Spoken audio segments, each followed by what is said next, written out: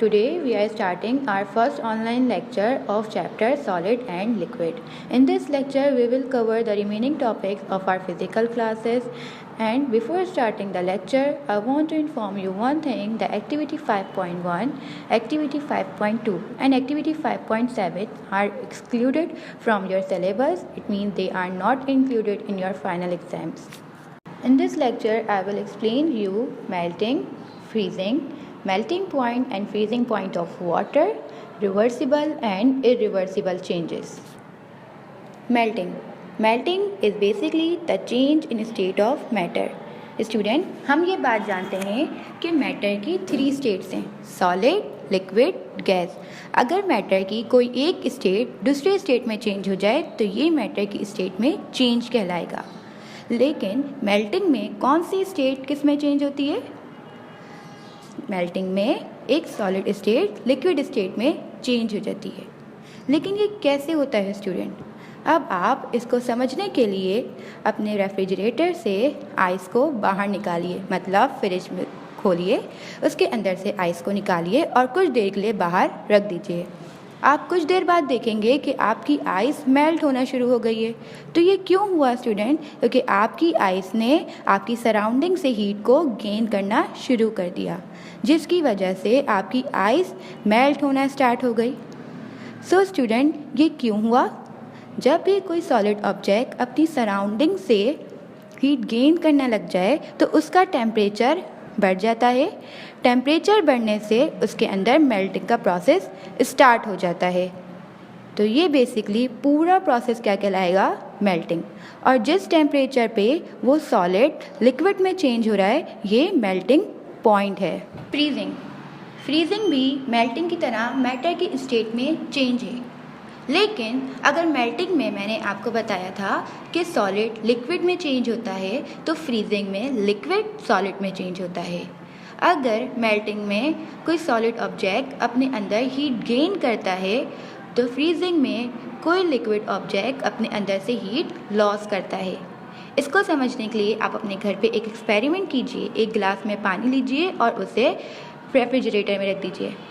फिर कुछ घंटे बाद आप ये ऑब्जर्व करेंगे कि आपका लिक्विड वाटर की सॉलिड स्टेट में चेंज होना शुरू हो गया है, मतलब कि आइस फॉर्मेशन स्टार्ट हो गई है। सो स्टूडेंट, ये क्यों हुआ? क्योंकि आपके लिक्विड वाटर ने रेफ्रिजरेटर में जाने के बाद ही अपने अंदर की हीट को सराउंडिंग में लॉस करना स्टार्ट कर दिया, जिसकी वजह से उसका टेम्परेचर लो हो गया।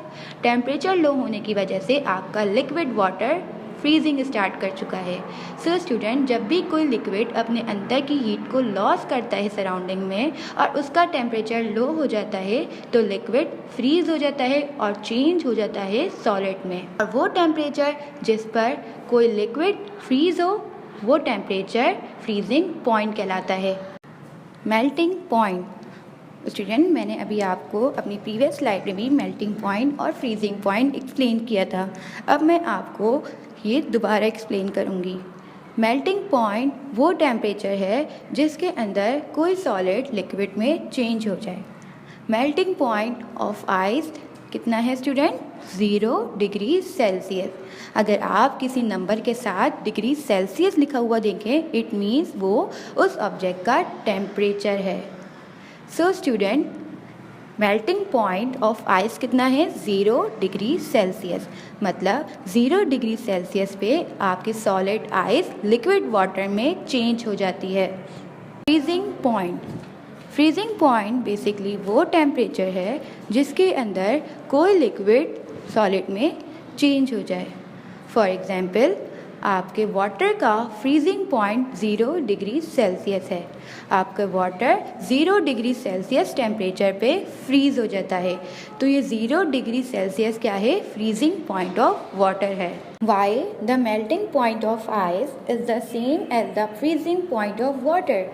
Student, melting point of ice freezing point of water से बिल्कुल सेम है। अगर आप देखें तो आइस का मेल्टिंग पॉइंट 0 डिग्री सेल्सियस है और वाटर का फ्रीजिंग पॉइंट भी 0 डिग्री सेल्सियस है।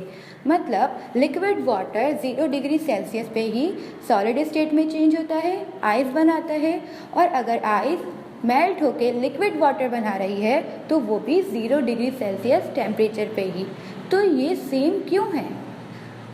स्टूडेंट, अगर कोई मैटर अपनी स्टेट चेंज करता है, अपना फेस चेंज करता है, मतलब वो सॉलिड से लिक्विड में आए या लिक्विड से सॉलिड में आए, उसका टेम्परेचर चेंज नहीं होता।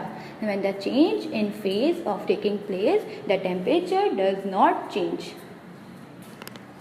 अगर फेस में चेंजिंग आ रही है तो उसका टेम्परेचर चेंज नहीं होगा। फॉर एग्जाम्पल, अगर वाटर आइस में चेंज हो रहा है या आइस वाटर में चेंज हो रही है तो उसका टेम्परेचर चेंज नहीं होगा। 0 डिग्री सेल्सियस पे ही वो मेल्टिंग शो करेगा और 0 डिग्री सेल्सियस पे ही वो फ्रीजिंग शो करेगा। General concepts. स्टूडेंट, अभी आपने melting point, freezing point, melting, freezing पढ़ा, लेकिन क्या हर सॉलिड मेल्ट होता है 0 डिग्री सेल्सियस पर? क्या हर लिक्विड फ्रीज होगा 0 डिग्री सेल्सियस पर? नो। हर सॉलिड का अपना एक डिफरेंट मेल्टिंग पॉइंट होता है और हर लिक्विड का अपना एक डिफरेंट फ्रीजिंग पॉइंट होता है। Some solids have very high melting point. कुछ सॉलिड के बहुत हाई मेल्टिंग पॉइंट होता है। फॉर एग्जाम्पल, मेटल या रॉक। अगर आपको मेटल और रॉक को मेल्ट करना है तो आपको उन्हें बहुत हाई टेम्परेचर देना है, जिसकी वजह से इन्हें बहुत हाई मेल्टिंग पॉइंट रिक्वायर होता है। सो स्टूडेंट, मेटल और रॉक बहुत हाई टेम्परेचर पे मेल्ट होते हैं, इनका मेल्टिंग पॉइंट बहुत हाई होता है। Reversible changes. रिवर्सिबल चेंजेस भी मैटर की स्टेट में चेंज है, लेकिन ये कैसा चेंज है स्टूडेंट? अगर कोई मैटर अपनी स्टेट चेंज करे लेकिन उसके अंदर ये एबिलिटी हो कि वो अपनी प्रीवियस स्टेट वापस गेन कर सकता है तो वो रिवर्सिबल चेंज है। फॉर एग्जाम्पल, आपने आइस ली, आइस ने मेल्टिंग शो की जिसकी वजह से वो वाटर में चेंज हो गई। फिर वाटर को आपने रेफ्रिजरेटर में रखा, वाटर ने फ्रीजिंग शो किया जिसकी वजह से वाटर दोबारा आइस में चेंज हो गया। तो वाटर के अंदर ये एबिलिटी थी कि वो आइस भी बन जाए और दोबारा लिक्विड वाटर भी बन जाए। तो ये मेल्टिंग और फ्रीजिंग दोनों कौन से प्रोसेस थे? ये दोनों कौन से चेंज थे? रिवर्सिबल चेंज थे। क्यों? क्योंकि वाटर के अंदर ये एबिलिटी थी कि वो अपनी प्रीवियस स्टेट गेन कर सकता था, आइस से वाटर और वाटर से आइस। सो वो चेंज जिसके अंदर मैटर अपनी स्टेट चेंज करे लेकिन उसके अंदर ये एबिलिटी हो कि वो अपनी प्रीवियस स्टेट वापस गेन कर सकता है, तो वो रिवर्सिबल चेंज है। Dissolving is a reversible change. Dissolving reversible change है। अगर आप किसी चीज़ को डिज़ोल्व करते हैं, फॉर एग्जांपल आपने डिज़ोल्व सॉलिड लिया, मैंने यहाँ पर सॉल्ट और शुगर लिए हैं, इन्हें वाटर में मिक्स कर दिया, फिर मैंने इन्हें हीट करना स्टार्ट किया। हीट करने से आपका वाटर वेपर्स में चेंज हुआ। ये पूरा प्रोसेस एवोपरेशन है। जब आपका वाटर वेपर्स में चेंज होगा तो आपका water after some time disappear हो जाएगा और आपको सॉल्ट और शुगर वापस हासिल हो जाएगा। So student, dissolve solid evaporation के ज़रिए सेपरेट किया जा सकता है और डिज़ोल्विंग, इससे क्या प्रूव हुआ कि डिज़ोल्विंग एक रिवर्सिबल चेंज है।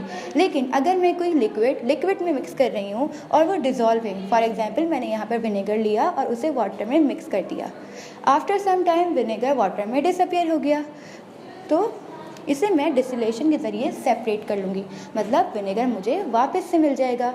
तो ये जो भी चेंज कौन सा कहलाएगा? Reversible change. इन दोनों में ही आपने डिज़ोल्विंग की जिसकी वजह से डिज़ोल्विंग एक रिवर्सिबल चेंज हो गया। It means dissolving is a reversible change.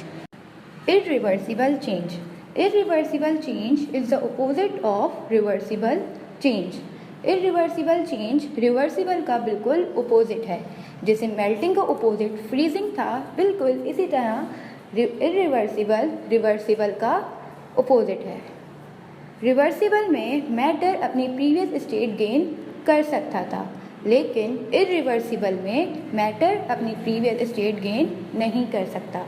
For example, आपने मम्मा को कुकिंग करते हुए तो देखा ही होगा।